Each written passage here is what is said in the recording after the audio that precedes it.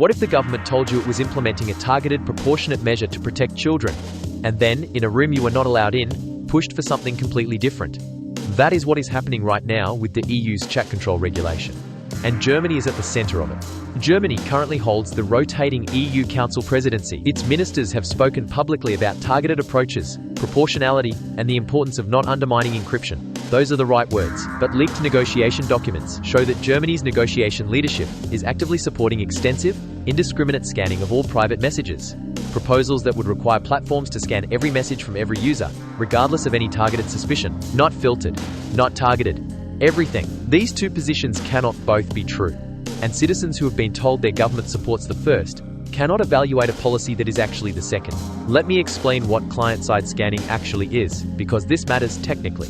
End-to-end encryption works because your message is encrypted on your device before it leaves. It travels encrypted. It is decrypted only on the recipient's device. No one in the middle.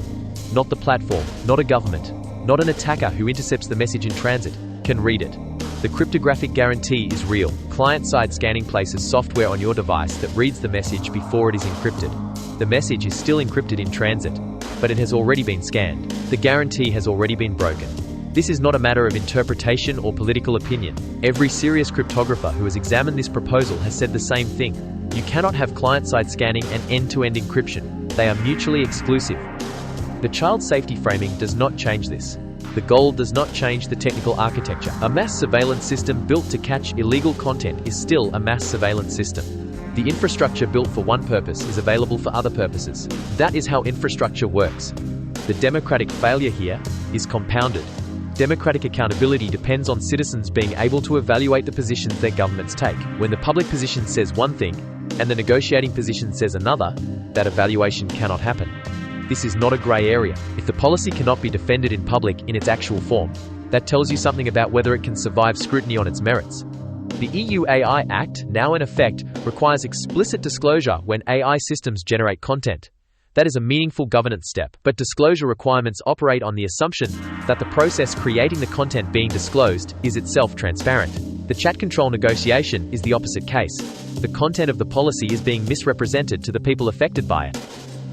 Pope Leo XIV, in his first major statement on AI and human dignity, warned that opaque algorithms controlled by private companies threaten dehumanization and may normalize the prosecution of war without adequate moral accountability. That warning was directed at AI systems broadly, but it applies with precision here.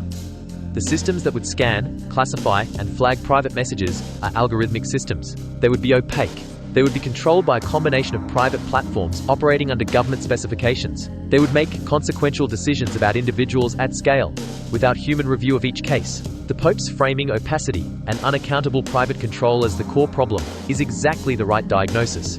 Where does this go? The Council has not finalized its position. The European Parliament has rejected mass scanning proposals before, and may do so again. The pressure that works is precisely the kind of scrutiny that this story represents, making the gap between public statements and negotiating conduct visible to the people those negotiations affect. Where does this go? The Council has not finalized its position. The European Parliament has rejected mass scanning proposals before, and may do so again. The pressure that works is precisely the kind of scrutiny that this story represents, making the gap between public statements and negotiating conduct visible to the people those negotiations affect.